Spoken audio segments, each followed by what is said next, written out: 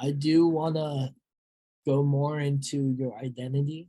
I want to know more on how, when you look back over the years, and you've been in the US for maybe over a few decades, and I'm curious how the Vietnam War has influenced your life now. Obviously, you have a strong sense of identity of working hard. Can you talk more about these experiences? The Vietnam War has shaped you into who you are. Um, Yeah. Um, well, the Vietnam War ends when I was born, and we escaped from that because we are looking for freedom. We're looking for freedom and a chance to for a better life. Okay. Most of us, I don't want to say, are escaping from Vietnam for not political reason, but for economical reason. Most of us, a few are for political reason, but most of us are just mainly looking for a better life for their kids, a life with freedom and opportunities. Okay, so when they come here, they're giving huge opportunity. And I know when I talk to some of the people from my generation, they appreciate that they got here and got the chance and opportunity that was given to them, and they did grasp it and make it happen so that they have the life that they have right now.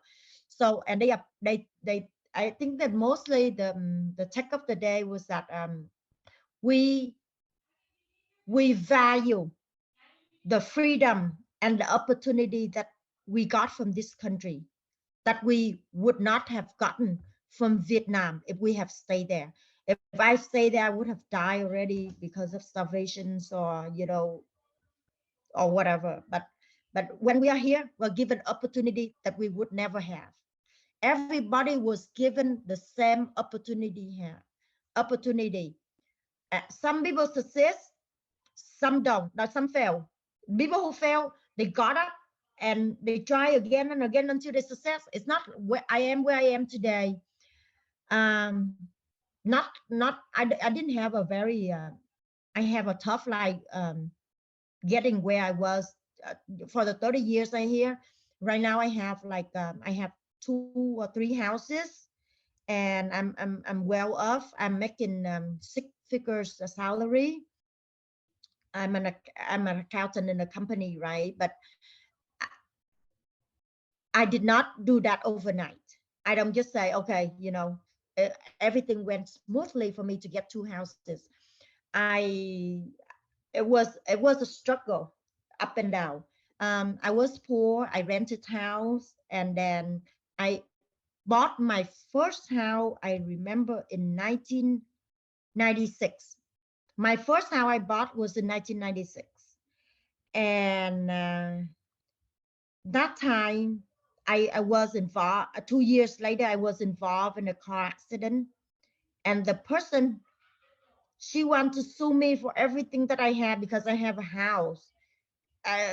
Obviously, it was not pay up. There was a mortgage to it, but I think that I have a house, so she wanna sue me for 500,000.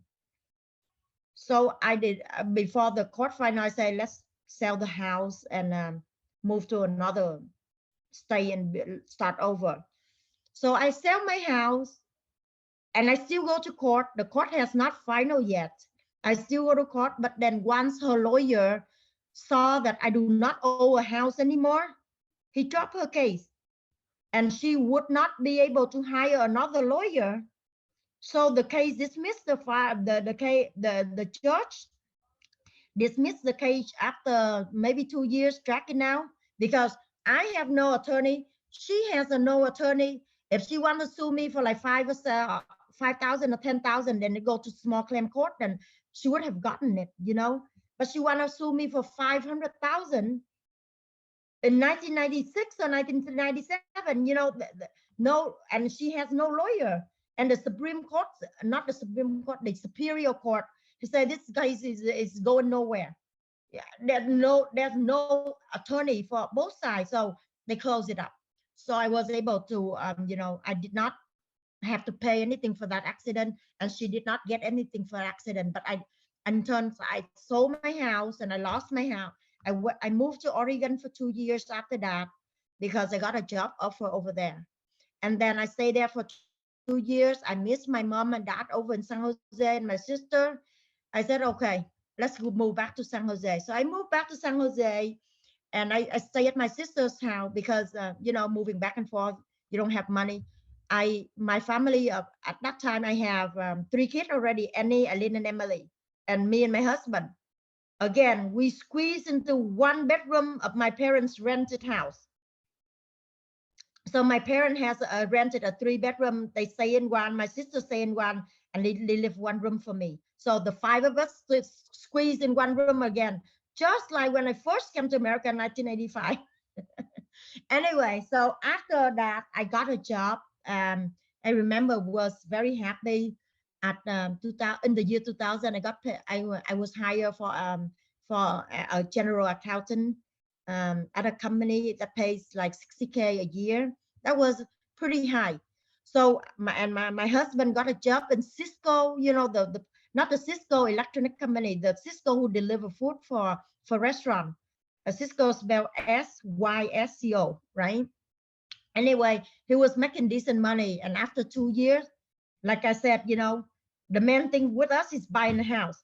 After 2 years, we gather up enough down payment to buy ourselves not the first house, the second house. So we bought a house on somewhere on McLaughlin Road, and then we lived there. We moved in. That's 2003. We got her. We moved from Oregon in 1998. We stayed there until the end of 2000. We moved to San Jose at the end of 2000, right? By 2003, we bought another house. And so it's a 4 bedroom house. We're very happy. All the kids are happy. They have a big tree in the backyard. We do landscaping. I work so hard. I do everything ourselves, me and my husband. We landscaping, we do gardenings, and that. We make it a home. And so, and then after that, we begin to earn equity on the house. I think that I don't know if you know that time house growing every year.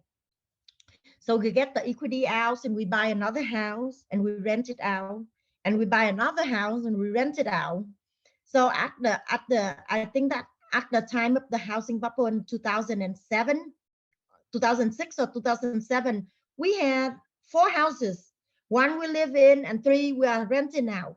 And so we're thinking, we're doing well now, and we're happy. Boom, the housing bubbles. Everything collapsed. My husband quit his job at Cisco, and he become a construction.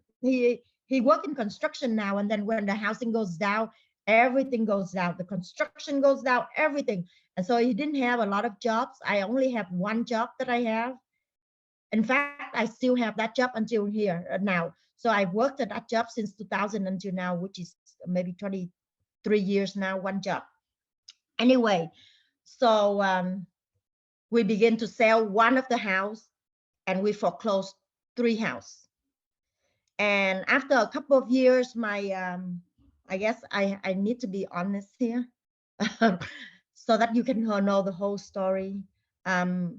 Since we don't have enough money, my husband think about when gambling, so that we can make the mortgage. The more we gamble, the more we lost. So we gamble, we lost, we win some, we lose some, we win some, we lose some.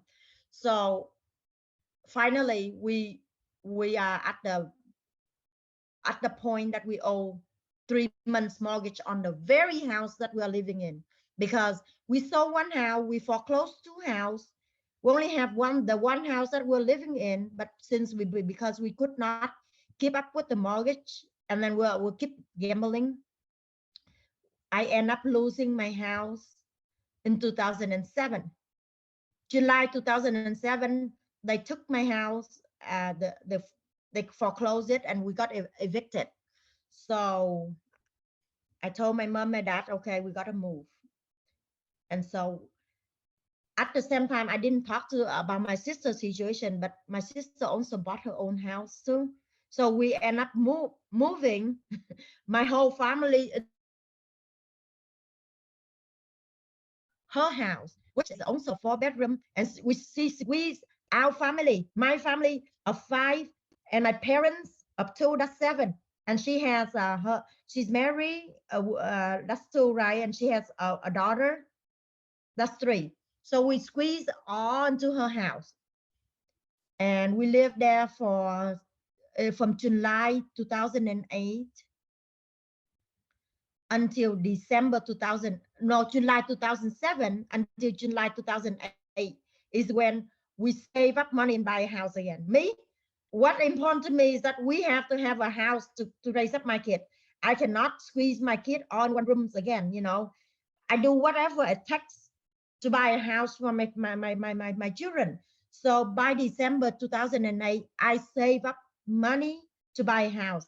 I have to beg my brother-in-law and my sister-in-law on my husband's side to sponsor the house for us, put their names in because our credit was bad. So they put their names down to buy the house for us. I have to borrow my cousin 5,000 here, 5,000 there, 5,000 from each of my cousins. We gather up 120,000 from my 401k withdrawals, from my saving, from borrowing people. But I need to buy a house to live in. So by December 2008, we bought our 3rd house. Also the only house, because the other one we bought, but we sold, we bought, but we lost, right? This is the 3rd house that I bought. So we bought the house. That is the Woodside house that you visit us. You know, the one, the 8-bedroom there. And then we bought that house, and we've then lived there from 2008 up until 2016. That's when we moved here, because my sister also bought a house with a big piece of land, and she says that let's go and build a house so that we can be close together. And so I would say, okay, let me sell the other house to get the money to build this house. But I think that, you know, what the thought process was, you know, once you sell the house, the money will just, you know, will just be gone. Why don't we try harder? I think that what is good about me is that I try hard. I pull in, I stretch out. I do not feel like, okay, you just have to do just enough. I want it to be more. I want to stretch out. So I said, okay, why don't we do a construction loans and build the house and rent out this house and buy and buy a trailer and live in the back of my sister's house, so we don't have to pay rent. We don't pay $3,000 in rent for anything, but we also collect the rent from the house that we live before. So we start renting out that house. We move into the trailer. We live freely in my sister's backyard for 1 year while we build up this house. That's how we save money. The 3 of us squeeze into 1 trailer, and then my kid, you know, been in like 18, 20 already. They cannot live in the same trailer, small trailer with us. So we start building them sheds, like a small tiny house. We build each of them a 1 tiny house for them just to put in the bed and a few belongings. And so Emily, Aline have the tiny house. Me and husband and Molly live in a trailer, and we live like that for maybe 14 months. And we finish building our house and we move in. This is the house we move in, like the house that you knew it. You helped me with some of the activity, like carrying the wood inside the house, carrying the tile up into the roof to install. Yeah.